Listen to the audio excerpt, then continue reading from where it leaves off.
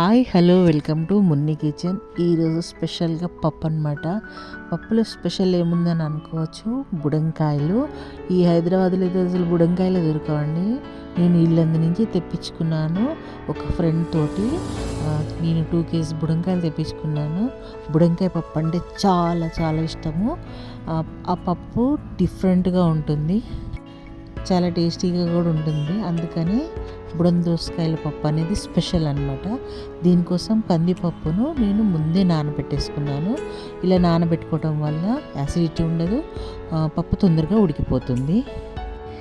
ఇవేనండి బుడంకాయలు. నేను దాదాపుగా వీటిని తిని కొన్ని ఇయర్స్ అవుతుంది. తర్వాత మళ్ళీ ఇప్పుడు తెప్పించుకున్నాను ఇష్టమని. థ్యాంక్ యూ అని నేను అడగగానే పంపించినందుకు. మీరు పప్పుని బట్టి బుడంకాయలు తీసుకోండి. నేను 1/2 కిలో కంటే ఎక్కువనే ఉంటాయి దాదాపుగా. తర్వాత దీనిలోకి టమాటాలు, ఒక 4 టమాటాలు తీసుకున్నాను, పచ్చిమిర్చి, కరివేపాకు. పచ్చిమిర్చి టేస్ట్ అనేది బుడంకాయలకు చాలా బాగుంటుంది. కొన్ని కాంబినేషన్ కొన్ని వేస్తే చాలా రుచిగా ఉంటాయి అన్నమాట. దాని తర్వాత 2 మీడియం సైజు ఉల్లిగడ్డలు, ఒకటి చిన్న నిమ్మకాయ సైజ్ అంతా చింతపండును అలానే వేసేసేయాలి. చింతపండు పులుసు కాదు. బుడంకాయలు కూడా ఒక విధంగా కట్ చేస్తారు. మా నాన్నమ్మ కాడి నుంచి చూస్తున్నాను, మా మమ్మీ కూడా అలానే కట్ చేస్తుంది. ఎందుకమ్మ ఇలా కట్ చేస్తారంటే, దీన్ని ఇలానే కట్ చేయాలమ్మ అని చెప్పేవాళ్ళు. నేను కూడా అలానే కట్ చేస్తున్నాను. ఒకటి కట్ చేసి మీకు చూపిస్తాను. నిజంగా అండి చాలా బాగుంటుంది. మీకు దొరికేది ఉంటే తప్పకుండా ట్రై చేయండి. దోసకాయకి కొన్ని ఇంగ్రీడియంట్స్ తోటి మంచి టేస్ట్ అనేది యాడ్ అవుతుంది మనం వేసే వాటితోటి. తర్వాత 1/2 టీ స్పూన్ పసుపు వేసుకోవాలి. తర్వాత 1/2 టీ స్పూన్ కారం వేసుకోవాలి. కారం తక్కువ వేసుకొని పచ్చిమిర్చి ఎక్కువ వేసుకోవాలి. తర్వాత 1/2 టీ స్పూన్ అంతా సాల్ట్, 1/2 టీ స్పూన్ అంతా మెంతిపొడి, 1/2 టీ స్పూన్ జీలకర్ర వేసుకోవాలి. తర్వాత కట్ చేసి పెట్టుకున్న టమాటాలు, పచ్చిమిర్చి, తర్వాత ఉల్లిగడ్డలు కూడా నేను రఫ్గానే కట్ చేశాను. తర్వాత బుడంకాయలు, కరివేపాకు, చింతపండు కూడా వేసేసుకోవాలి. బుడంకాయలతోటి రోటి పచ్చడి చేస్తారండి. అది తింటే మాత్రం అసలు మర్చిపోలేము దాని టేస్ట్ని అయితే. అది కూడా చాలా బాగుంటుంది. ఇన్స్టెంట్గా కూడా పచ్చళ్ళు పెడతారు వీటితోటి, అది ఇంకా బాగుంటుంది.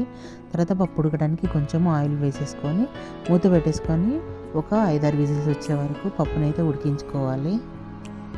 ఈ పప్పు చపాతీల్లో కూడా చాలా బాగుంటుంది. వేడి అన్నంలో కొంచెం నెయ్యి వేసుకొని తింటే సూపర్గా ఉంటుంది. పప్పు అయితే ఉడికిపోయిందండి. ఇంకొంచెం సాల్ట్ వేసేసుకొని రుబ్బుకోవాలి. నేనైతే పప్పు గుత్తితో రుబ్బుతున్నాను. పప్పు రుబ్బేది లేకపోయినా కొంచెం గంటతోటి మెదిపితే మెత్తగా అయిపోతుందండి. అలా రుబ్బుకున్న తర్వాత దీంట్లోకి 1 గ్లాస్ అంతా వాటర్ పోసేస్తున్నాను. పప్పు కొంచెం గట్టిగా ఉంది, కొంచెం పల్చగా చేస్తాను. మీకు ఇలా ఇష్టం లేకపోతే అలానే తాలింపు వేసుకోవచ్చు. కాకపోతే మనం ఇదంతా అయిపోయినాక పప్పు అనేది మళ్ళీ దగ్గరికి అవుతుంది, గట్టిగా అవుతుంది. అందుకని కొంచెం వాటర్ వేస్తున్నాను. పప్పు కూడా మనకు మరిగిపోతుంది. ఈ టైంలో దింపేసుకొని తాలింపు వేసేసుకోవడమే. తాలింపు కోసం ఒక గిన్నె పెట్టేసుకొని సరిపడా ఆయిల్ వేసేసుకోవాలండి. దీంట్లో కొంచెం ఆయిల్ ఎక్కువనే పడుతుంది. కొంచెం ఆయిల్ ఎక్కువ ఉంటేనే టేస్ట్ ఉంటుంది. 1 టీ స్పూన్ అంతా ఆవాలు వేసుకున్నాను. ఆవాలు చిటపట అన్న తర్వాత 1 టీ స్పూన్ జీలకర్ర వేసుకోండి. అది కూడా చిటపట అన్న తర్వాత ఎండుమిర్చి వేయండి. ఎండుమిర్చి కొంచెం కలర్ రాగానే దీనిలోకి ఎల్లిపాయలు వేసేయాలి. ఎల్లిపాయలు కొంచెం కలర్ రాగానే దీంట్లోకి నేను ఉల్లిగడ్డలు వేస్తున్నాను. మూత పెట్టేసుకోవాలి. ఉల్లిగడ్డలు నేను సహజంగా పప్పులో వేయనండి ఎక్కువ. ఈ పప్పుకి మాత్రం ఉల్లిగడ్డ వేస్తేనే టేస్ట్ వస్తుంది. ఆ తర్వాత కొంచెం కరివేపాకు వేసేసుకోండి. తర్వాత మూత పెట్టి కరివేపాకు వేగిన తర్వాత తీసి ఈ తాలింపుని మనము పప్పులో వేసుకోవడమేనండి. ఇంకా కొంచెం వేగాలి, అందుకే మూత పెట్టేస్తున్నాను. తాలింపు అనేది వేగిపోయిందండి. ఈ పప్పులో పోసేసుకుందాము. వెంటనే మూత పెట్టేయండి, అరుమ పోకుండా ఉంటుంది. మీకు కూడా బుడంకాయ పప్పు ఇష్టం ఉన్నదంటే తప్పకుండా లైక్ చేయండి. చాలా బాగుంటుందండి పప్పు మాత్రము. ఈ వీడియో కనుక మీకు నచ్చినట్లయితే లైక్ చేయండి, షేర్ చేయండి, మీ ఫ్రెండ్స్కి ఫాలో చేయండి. మున్ని కిచెన్ని సబ్స్క్రైబ్ చేసుకోండి.